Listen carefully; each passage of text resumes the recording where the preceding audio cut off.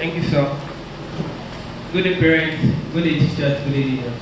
My name is Boi-Okoh David, and I'm here to speak on the topic today known as Nigeria and Peak Through Decentralization. But before I start, I'll be explaining some key terms to make us understand the topic better. The first key term here is peak. Peak as a verb is the point where somebody or something is best, most successful, and strongest. Is to reach the highest point at a specified time of value. When something at its peak, it can't go further, it can't go more than that. That's what is known as peak. Then what is decentralization?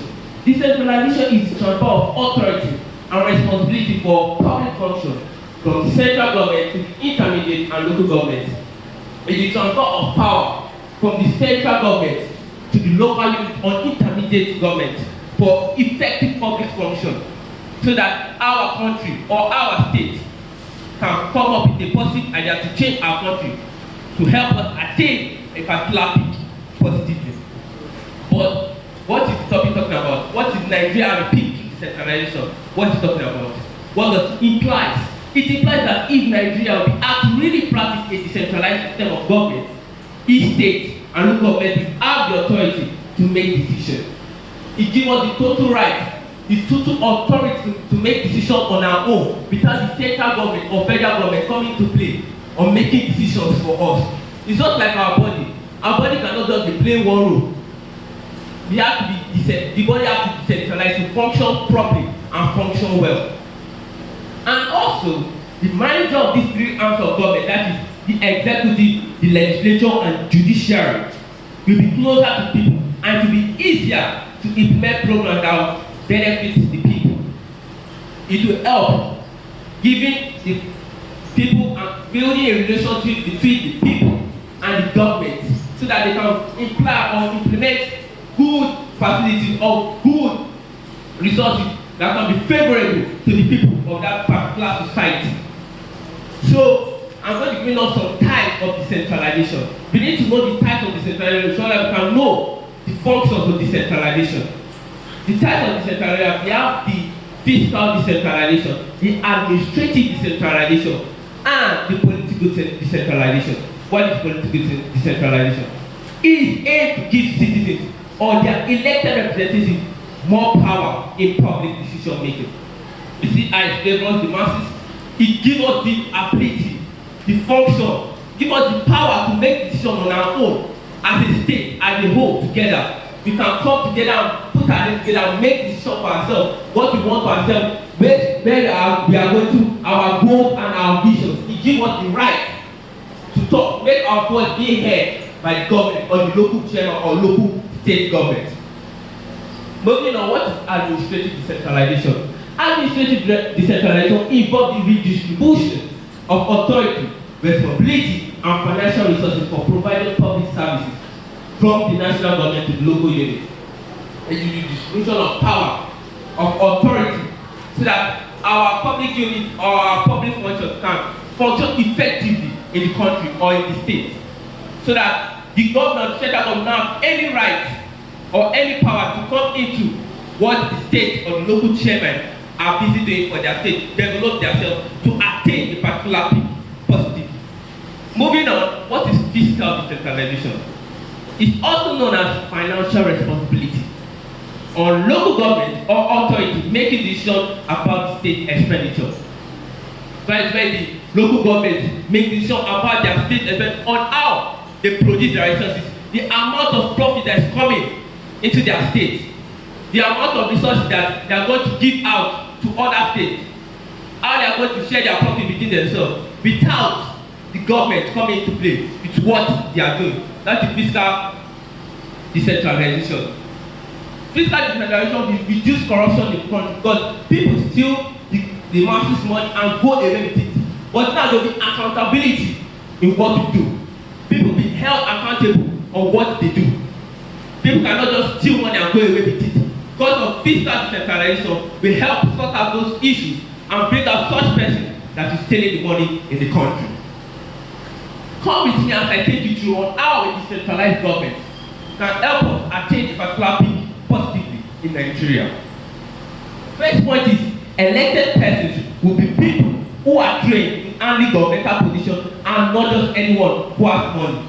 Expanding on that idea, the people who will be rolling us under a decentralized government, the people who are trained in that specified value or that is trained in making good decisions that can help solve solutions in that particular state. Is trained it does not just have the money, but it has the mental skills of changing the state and making implement in the state. Changing the state and making the state kind on the state and the masses that are living in the state attain a particular peak positively. So moving on, first is what I call tailor-made solutions. When we practice decentralization, it will be easy for those in authority in a particular state or community to propose solutions to problems or challenges there than for someone in another state. Let me paraphrase that. It will be easy for someone or a leader that is governing a particular state to make good decisions because he knows how they run their things. He knows how they do their things over there. He has been governing that state for a particular period of time. So he will know what people want and he will know what they don't like.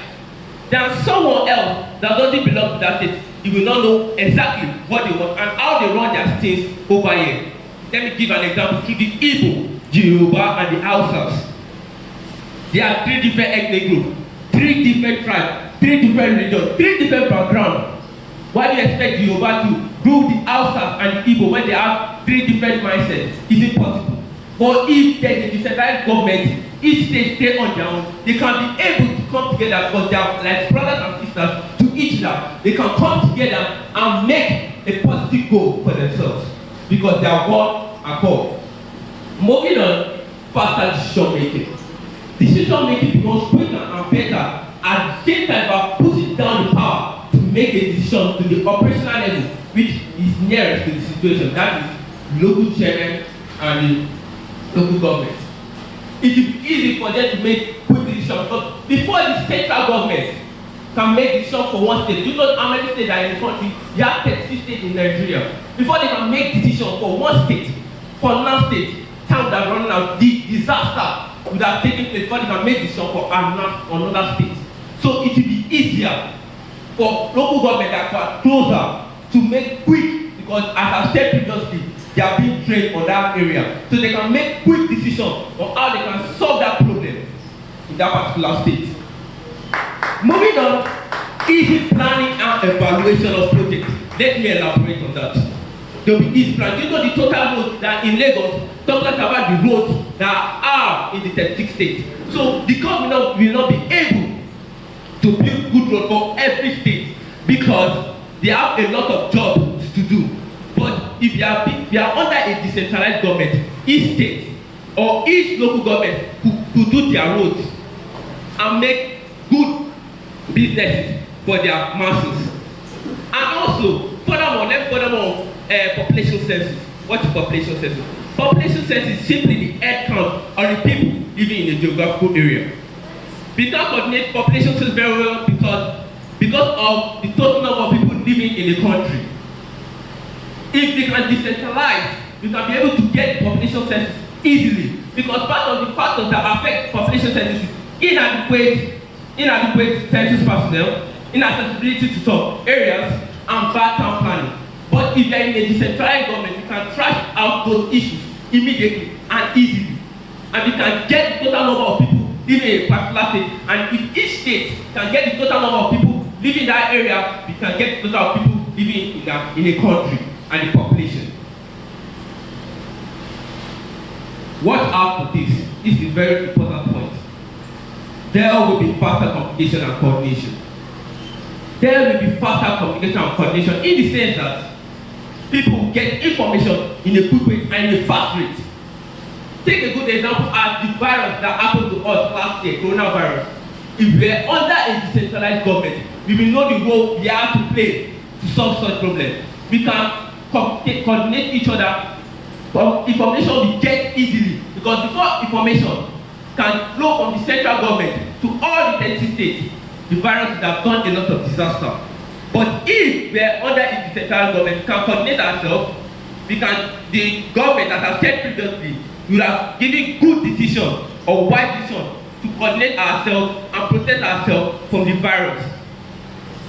So, in summary, I've talked about how decentralized system can help us change our country for the good of everyone. So, if I may conclude, achieving this in Nigeria may be a tall order, but it certainly will take us to the peak. It may be difficult, it might be stressful, it may be bad to our own eyes, but it will surely take us to that peak we want to be positive. Thank you.